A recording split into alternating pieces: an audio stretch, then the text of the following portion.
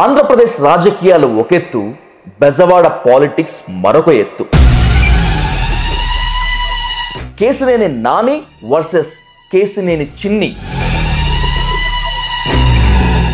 ఏనాటికైనా కూడా నాకు పొలిటికల్గా ప్రత్యర్థి నా తమ్ముడు అవుతాడని కేసినేని నాని ఊహించారా? చంద్రబాబు నాయుడు గారిని ఆయన పదే పదే విమర్శించిన తీరును చూసి తప్పకుండా ఇతను గట్టి ప్రత్యర్థి రావాలని కోరుకున్నాను. అది నేను అవుతానని నేను ఊహించలేదు.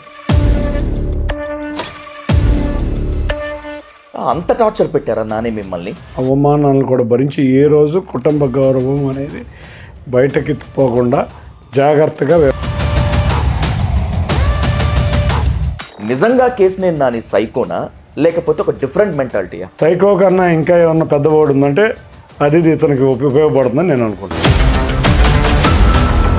సో మీరు పైకి కనిపించేంత సాఫ్ట్ అయితే కాదు. పెడ్ డాగ్స్ని జాగ్రత్తగా పెట్టుకోవాలన్నాడు. ఒక అధినాయకుడిని బొకే తోసాడు. ఇవన్నీ నేను చేయించినాయా?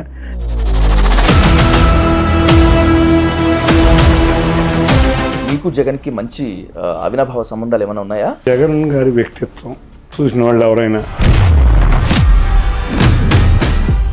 నిజంగా రేపు కూటమి అధికారంలోకి వస్తే కాపుల్ని వాడినట్లు పక్కన పట్టేస్తారా లేకపోతే అన్నదమ్ముల్లాగా దగ్గరికి తీసుకుంటారా? సార్, మా ప్రభుత్వం వచ్చేది తెలుగుదేశం ప్రభుత్వం ఒకటే కాదు.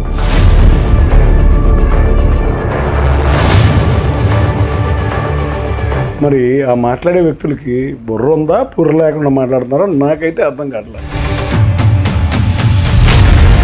పోతిన మహేష్ ఎలాగైనా విజయవాడ వెస్ట్లో వైసీపీని గెలిపించి తీరుతారని చెప్పి ఆయన శపథం పూనారు. నేను వేరే పార్టీలో నేను వెళ్ళను. వెళ్తే నా దగ్గర అక్కడ ఏంటి కొబ్బరి మండల కత్తి తీసుకుని నా చేయని అనుకుంటారని చెప్పిన వ్యక్తి. చంద్రబాబు నాయుడు మీకు విజయవాడ ఎంపీ సీట్ కోట్లాది రూపాయలు తీసుకొని ఇచ్చారట. మళ్ళీ మీరు కేసినేని నానిలాగా తయారయ్యారు. మీరే చెప్పండి, ఆయన వ్యక్తిత్వం అటువంటిదా? నాకు తెలిసైతే కాదు. మరి మీరు రాజకీయ ఆరోపణలకు సమాధానం చెప్పాల్సిన బాధ్యత కూడా మీ మీద ఉంటుంది కదా. చెప్పే కదా, నాని లాంటి వ్యక్తులకు ఆధారాలు తీసుకురావయ్యా బాబు. కేసినేని నానిని టీడీపీ నుంచి వైసీపీకి వెళ్ళగొట్టడంలో అత్యంత కీలక పాత్ర పోషించినటువంటి అభియోగం మీ మీదే ఉంది. తప్పకుండా ఇతన్ని తోసేయాలని అనుకున్నాం, తోసాం. మెడబెట్టి గంటలు ఇటువంటి వ్యక్తులను మెడబెట్టుకుని 150 సీట్లు పైగా తెలుగుదేశం అధికారంలోకి, తెలుగుదేశం, భారతీయ జనతా పార్టీ, జనసేన అధికారంలోకి రాబోతుంది.